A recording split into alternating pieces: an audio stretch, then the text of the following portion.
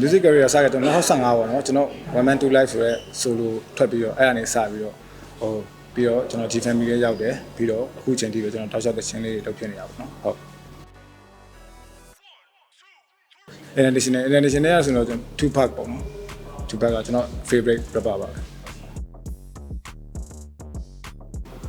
recording လုပ်ရင်တော့ကျွန်တော်ဘယ်လိုပြောလဲအိမ်မှာပဲလုပ်ပြတာများတယ်ပေါ့နော်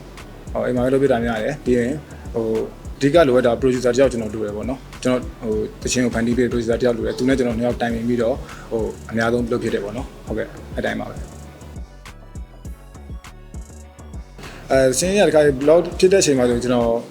မစင်းစားတော့ဘူးဗျာကျွန်တော်အဆက်မရေးတော့ကျွန်တော်ဒီတိုင်းလွှတ်ထားလိုက်တယ်လွှတ်ထားပြီးတော့မှနောက်1ရက်လောက်2ရက်လောက်နေမှကျွန်တော်ပြန်ရေးတယ်ပေါ့နော်ကျွန်တော်အဲ့လိုပဲလုပ်ဖြစ်တာများပါတယ်ကျွန်တော်တို့ music ကရ income ကိုကျွန်တော်မာလာကြီးကျွန်တော်တဝက်ပေးခဲ့တယ်ပြီးတော့ကျွန်တော်တဝက်သုံးခဲ့တယ်ဟုတ်ကဲ့